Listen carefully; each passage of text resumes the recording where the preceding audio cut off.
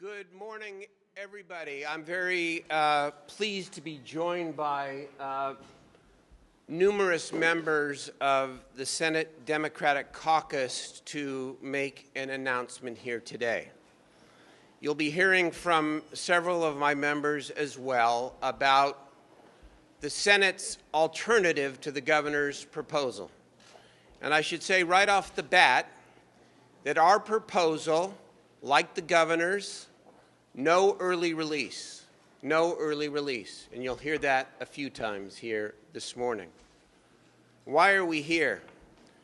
For 3 decades, California has built more and more prison capacity, and we are still overcrowded. As the late, great Mams Mobley said, if you always do what you did, you will always get what you always got. My colleagues and I agree with the governor that early release, again, is not an option. But there is a far better way than the governor's proposal. Today, on behalf of my Senate Democratic colleagues, I have written a letter to Governor Brown and the plaintiff's lead counsel, Don Spector, in the federal 3-judge lawsuit, urging them to strongly settle the overcrowding lawsuit which precipitates the current crisis. That letter will be released publicly immediately. Again, on behalf of my colleagues, I have spent the last 3 weeks talking with, probing, and consulting with not only the parties to the lawsuit, but many of the experts who know that our failed system must change. Here are the terms of the settlement that my colleagues and I propose. Number 1, the parties settle the case by September 13, 2013, our last day of session. Number 2, the plaintiffs would agree to a time extension for the state to meet a cap until December 31, 2016, 3 years from the date of the current court order. Number 3, the settlement would include, and the legislature would pass, a $200 million performance incentive public safety grant program to reduce prison admissions. The grant program would be based on Senator Mark Leno's SB 678 of 2009, where counties receive more resources the greater number of people they avoid sending to state prison. Number 4, the settlement would include, and the legislature would pass, a statute authorizing an 18-member public safety commission, high-level but advisory, to recommend to the governor and the legislature changes in sentence structures and credit policies to reduce long-term prison overcrowding. Number 5, the state would drop its appeal of the population cap order. The governor and the plaintiffs would appoint neutral experts to update and determine an appropriate prison population cap for the next 3 years. No early releases. Settlement of this ongoing litigation, which is now about a decade old, is wise and in the public interest. Our plan, the Senate Democratic plan, is smart on crime.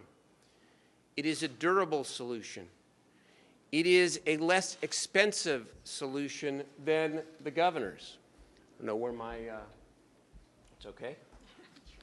My chart? The second chart. Where is the second chart? It's over here. There we go. Bring that up there, please, if we would. Thank you, Mr. Hill. As you can see, the Senate plan would spend $200 million in year 1, $200 million in year 2, for a total of $400 million. The governor's plan spends $315 million in the first year and $415 million in the second year, for a total of $730 million. Less expensive. Nothing would prevent this legislature or a future legislature from investing in necessary capacity as it is needed. And our plan is based on real experience. And now I turn to the chart on the left. In 2009, as the result of Senator Leno's bill, $45 million invested in evidence-based rehabilitation. As a result, by 2012, 9,600 fewer offenders were returned to state prison. Ironically, and it's just a coincidence, that is the number, virtually the same number that the three-judge panel says has to be released by December 31st or moved by December 31st, 2013.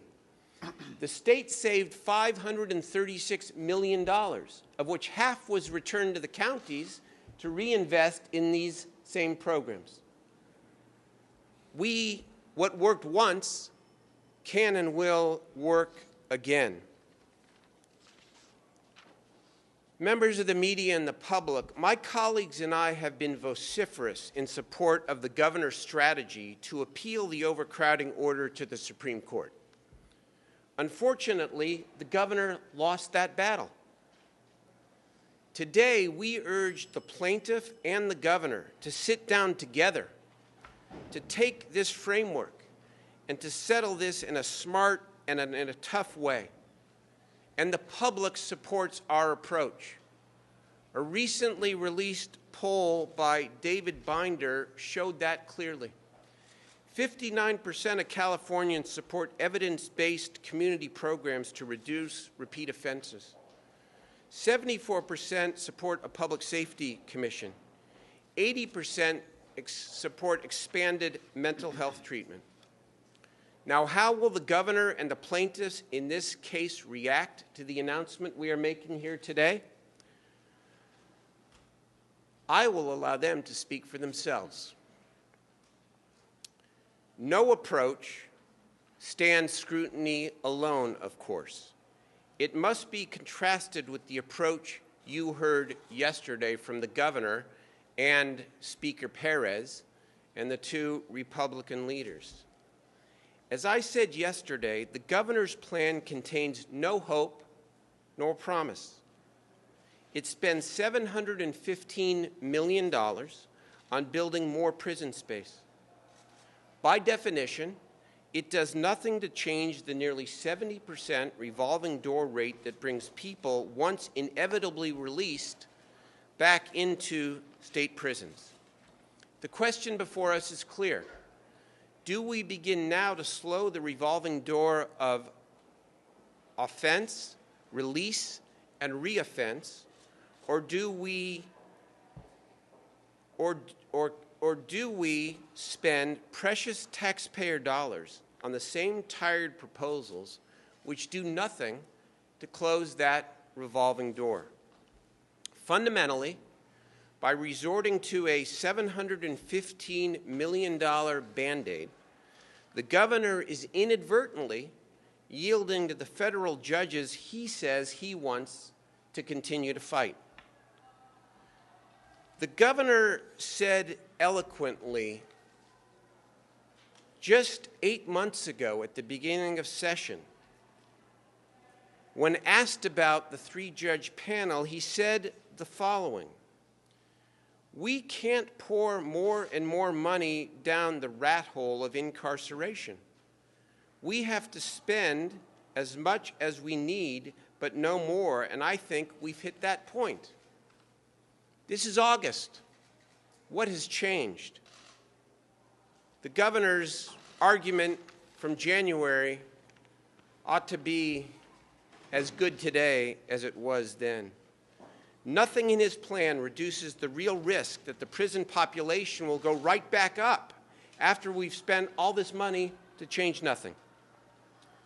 We are drafting legislative language to implement our approach. I have asked Senator Leno to hold a budget hearing next week to fully analyze both approaches with a strong recommendation to pass the Senate approach to our floor and then to pass it. I would like you to hear first from Senator Lonnie Hancock, the chair of our Public Safety Commission, for our Public Safety Committee, and chair of the Budget Subcommittee, for a few comments. Thank you. Thank you so much. Having been to prisons across this state on prison trips led by CCPOA and prison trips led by Human Rights Watch, having talked to virtually every expert in academia and in the world about our prison conundrum in California, I am delighted to endorse this proposal that's being put forward by the Senate Democratic Caucus. Let me repeat, no early release of prisoners. This proposal meets the criteria set by the governor and the other legislative leaders who spoke yesterday. But it goes a step further. It offers hope of ending the downward spiral of crime, incarceration, and less and less money for anything else that the people of California want and need. We have to afford the schools our children need, the jobs created by road and infrastructure repair, the things that people want, not simply continuing to buy more prison cells. This approach will require unprecedented cooperation, leadership, and vision. It will require thinking outside the box by the prison attorneys who have won virtually every case brought against the state all the way to the United States Supreme Court. It will take the judges, it will take the administration, and it will take the legislature. We believe we can do it now. We believe that it is sensible and prudent, smart on crime, and good for the people of California. And it will stop us from putting more hundreds of millions of dollars into programs that have failed in the past, but instead will invest in a program that has been proven to work. And I would like Senator Leno, who was the author of SB 675, to please. 78. 78, well, the numbers are tough. Mark, please. Thank you. And I'm here to fully endorse this proposal. I can say with great certainty, and I'll substantiate it in just a minute, that a solution based only on capacity expansion is no solution at all. The United States of America has 5% of the world's population. We have 25% of the world's inmate population. So how has California contributed to that over the past 30 years? Our prison population has grown 8 times faster than our general population. And our spending on corrections has grown 4 times faster than our general spending for the state of California. And we've seen general fund support for the Department of Corrections double from about 5% to 10%. So my concern is that the other proposal does not address the core problem here. We have a 70% recidivism rate in California, twice the national average. So for all of this increase in incarceration, for all of this additional spending of our general fund, it's gotten us the worst results in the country. What we found with SB 678, working at the local level to invest in programs that keep low-level offenders successful in their probationary period, we were able to reduce the recidivism rate by half, from 75% to about 35%. That's what gives us safer communities. If our goal is to reduce crime and keep our neighborhoods safer, we know what works. Warehousing more and more people for longer periods of time does not keep our community safer. We return people who are virtually unemployable because 70% are ostensibly functionally illiterate with substance abuse, alcohol abuse problems, and mental health issues. Warehousing doesn't address any of those. Working with folks in the local communities, give them GED assistance that they may need,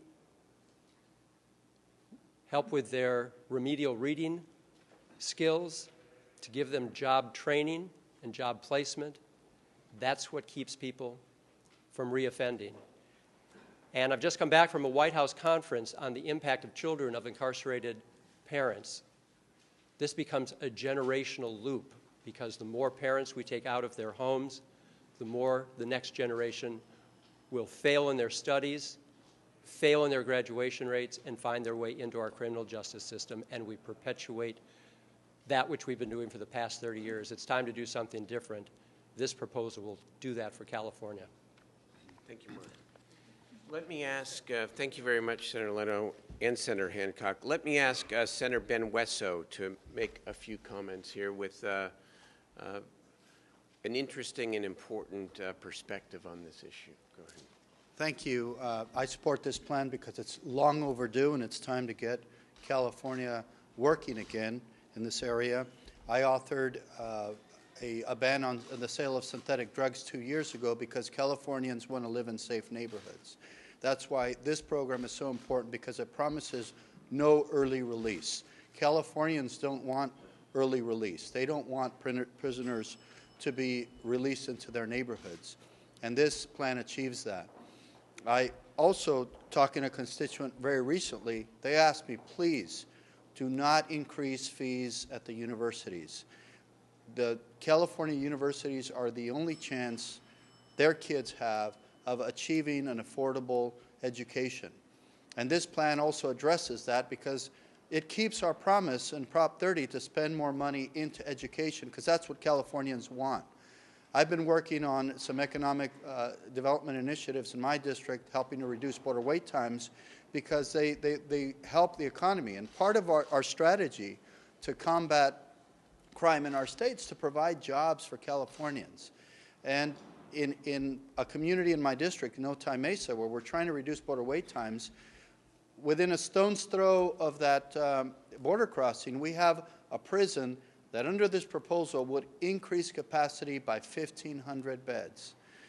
Moving in the wrong direction. Instead of creating jobs and making investment that reduce border wait times, we're talking about putting more people behind bars. We have to have a new strategy. And this puts California on a new path to reduce recidivism, to get people out of prisons and working into our community, to help bring families together, to reduce the circle of poverty that we have in this state. And this is the right plan at the right time, and I applaud the pro tem for being proactive and coming up with a brilliant plan to get California working again and to reduce our prison population, because that's what Californians want.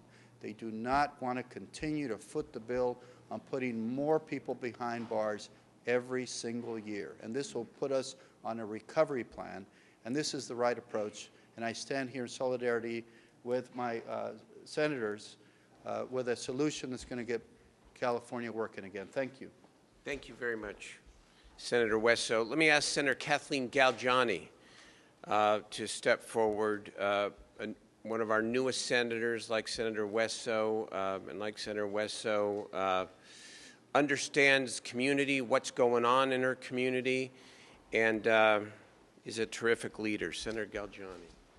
Thank you, and I want to thank the Pro Tem for his efforts in working with the plaintiffs on this, because I know that making sure an inmate isn't released early doesn't guarantee that that person is going to be a better person once they have served their full sentence. I have faith in our local sheriffs, our judges, and our community corrections teams, because I know that they have a vested interest in rehabilitating inmates, because I recognize that our sheriffs, our judges, our community corrections teams, they will have ultimate responsibility for these individuals once they have served their full sentences. So I thank the Pro Tem again for his efforts for this plan that allows them to work with the state so that we can move forward on a better pathway. Thank you. Thank you, Senator. And last but not least, I want to invite another very important member of our caucus from Orange County, always had a tough on crime stance, Senator Lou Correa. Thank you, Mr. Pro Tem, and welcome to the press today. You know, ladies and gentlemen, I also want to thank the governor and, of course, the pro tem for putting strong and important proposals on what is most important to our communities, which is public safety. It's our job as legislators to take these proposals and to look at them very closely to make sure that we in the legislature come up with the best solutions that we can to serve, to protect people of the state of California, and to make sure we optimize each and every taxpayer dollar that our taxpayers sent to Sacramento. But let me repeat, like my colleagues have said, our number one priority is public safety. Our number one priority is to make sure that there are no early releases. We need to make sure we have a plan that keeps our families and our neighborhoods safe. We need to make sure we have a plan that works and considers our local law enforcement community. We need a plan that considers the sheriffs, probation departments, probation officers, our district attorneys. We need to make sure we have a plan that works with those folks that are essentially working where the rubber meets the road. And I can tell you that in Orange County, we have solutions. In Orange County, we have solutions that are working right now to reduce the recidivism rate. And I can also tell you that those solutions in Orange County have received very little attention from Sacramento. We need to make sure we talk to those people. We need to make sure their suggestions are part of this plan. So again, I thank the governor and I thank the pro tem for advancing these most important issues to our community. Thank you. Thank you very much, Senator Correa, and to all my colleagues who are here en masse. You know, yesterday as I was watching the press conference, saw the governor, the speaker, the two Republican leaders, I had a moment where I thought, I'm kind of alone here on this thing. And then to stand here and see with great force that I'm anything but alone, that leaders throughout California, senators, believe that we need to pursue a smarter path, a more cost-effective path, and something that will be durable and sustainable heartens me. And we are ready to begin a robust debate and end this session, hopefully on a high and a positive note. We're glad to answer your questions. John? Have you talked to the plaintiffs' attorneys at all? I mean, do you have any... Extensively, as I have talked to the governor extensively, but rather than speak for them, I think within a few moments of the end of this press conference, you will hear directly from, I'm sure you'll hear from both sides. Is the governor's plan dead on arrival, and if so, are you not risking the very early releases that everybody wants to avoid? We oppose the governor's plan. I think it is, as the governor himself said, I'm not, throwing out the pejorative, that it's throwing money down a rat hole. And we oppose early release just like the governor. We've said it a number of times, but this particular plan, this particular way to go about avoiding early release and comply with a court order, we don't agree with. We think there's a better way. We think that the governor and the plaintiff in this lawsuit need to sit down and hammer out a settlement. And we've provided, I think, a very intelligent framework, and I'm going to be anxious to hear from, again, both sides after this press conference what they have to say about this framework. Again, right now, look at, we supported the governor. I supported the governor more vociferously than any other legislative leader when it came to appealing the three-judge panel to the Supreme Court. Because I agree and understand the governor's frustration. Namely, that we've done realignment, 40,000 plus people out of state prisons into the local communities. That was historic. That was not just the governor, that was this legislature too, taking the tough and hard votes. I agree with his frustration. And that's why I supported the appeal. But absent the Supreme Court granting cert in October, which every expert says is not going to happen. I mean, it's an infinitesimal chance that it will happen. He is faced now with the December 31, 2013 date. The question is, how do we respond to that date? We agree no early release. Can't do that. He's not sitting down with the plaintiffs and trying to work this out, and he must, before we would ever consider spending this kind of public money on a short-term and ineffective solution like just expanding capacity. Look at the difference between the $715 million that he wants to spend in his plan and what we propose. Look at right here again. I'm sorry, it's that chart. Never mind. It's that one. It is that one. You know what the difference between $730 million and $400 million is? Obviously, we know what the math is, but we all know what it means when it comes to the work we try to do in so many other areas. How many college students is that who could be admitted to our 3 public college and university systems? How many school districts could we expand preschool to with those kinds of resources? I mean, the governor's funny because, geez, I've negotiated enough budgets with him now that when it comes to, $50, $100 million for this or that, when you're negotiating, man, we can't do that. We can't do that. We don't have the money. We don't want to go back into deficit. And we agree, of course. We've come together. $715 million like that? It's off in the wind in the last couple of weeks of session? There's a better way. And that's what we're suggesting today. On a budget point? Yes. Mark, on a budget point. Go ahead. The governor's proposal would reduce our reserve from $1.2 billion down to $470 million and would create a $290 million operating deficit. That's the difference between the amount of money we'll take in 14-15 to the amount of money we would spend in 14-15, a $290 million operating deficit. Right. Senator, your plan hinges on the idea that the court would give you 3 more years. You seem to be saying that that would probably only happen if the plaintiffs went to the court and said, we agreed to give Correct. 3 more years. I believe very strongly that if the plaintiff agreed to this kind of framework for a settlement, and the governor was willing as well, that the court would agree with that. I'm actually very confident in that. You might ask Mr. Spector when we're done here. Senator, if the governor would offer more money to you, more money for mental health counseling and drug and alcohol rehabilitation, would you be more inclined to support his plan?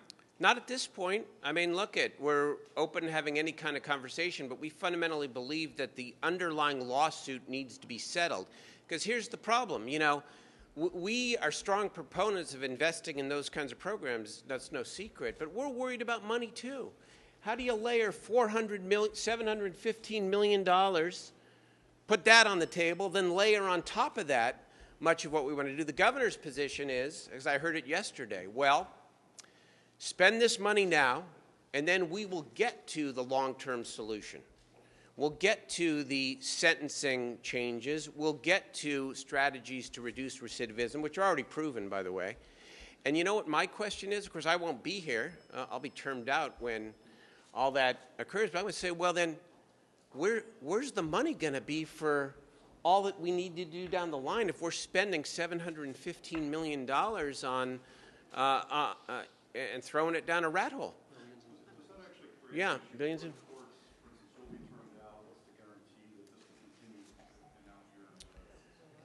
Look at right now the posture between the litigants is understandably tense and antagonistic. That's what happens when you have a decade worth of litigation. A settlement changes the psychology. A settlement changes the situation. In 3 years, look, and I want to go back to this because this point's got to be made again. The 3-judge panel says you have to release, Governor, or do something with 9,600 offenders, state prison inmates, by December 31, 2013. That's the order. History. You want to know what the future will tell us? How about looking at real history?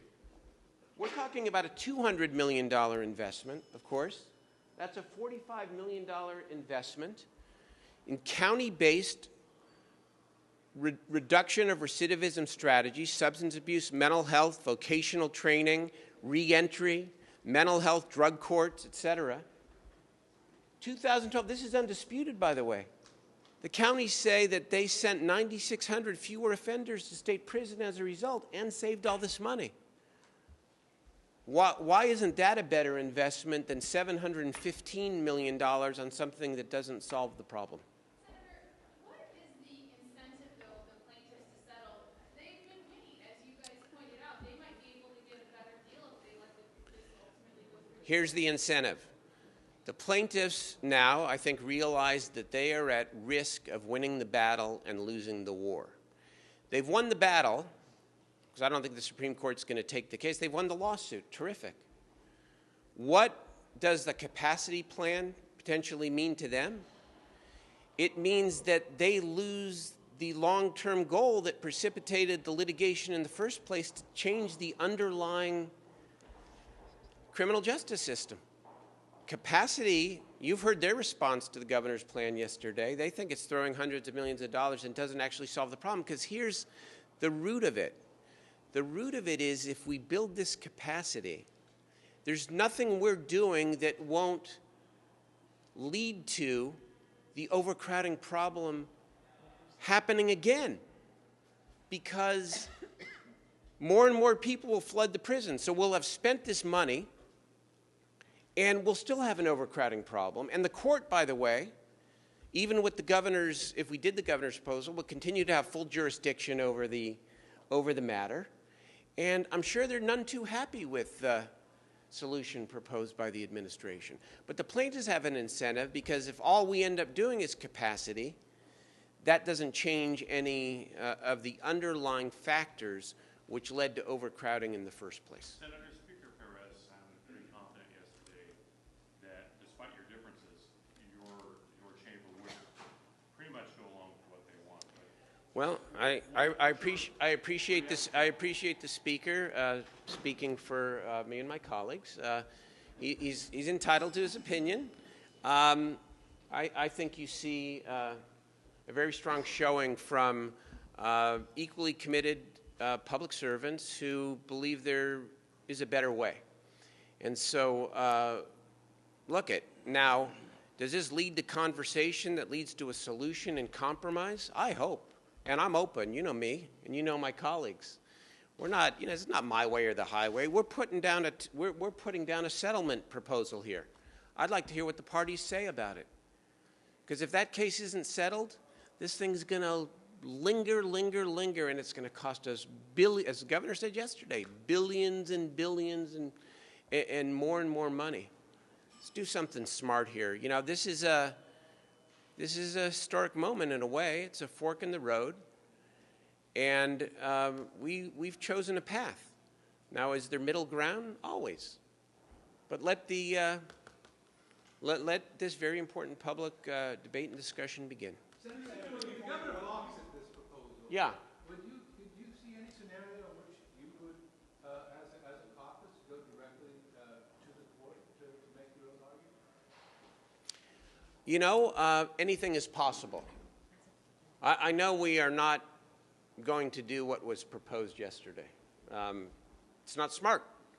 But would we communicate in the appropriate ways to the court in order to help facilitate a resolution, again, which does not involve early release, which spends less money, and which actually begins changing this 70% recidivism rate in California? Sure, we'd talk to the court if it were appropriate. I don't usually call judges on the phone, but yeah, through the proper channels. Yes. Whatever it takes. By the way, I know everyone wants to posit this as a big fight, with the governor, and we get along great with the governor, and I do personally. And when you look at the long track record of things that we have worked together on to achieve over the last couple of years, I think he's a great governor. I really do. We just have a real difference of opinion here, and we think that he is taking a short-term approach in part because he's rightfully frustrated with the role of these federal courts over this last decade, but it's time to think forward. It's time to move forward, and that's what we intend to do. Thank you all very much. We appreciate it.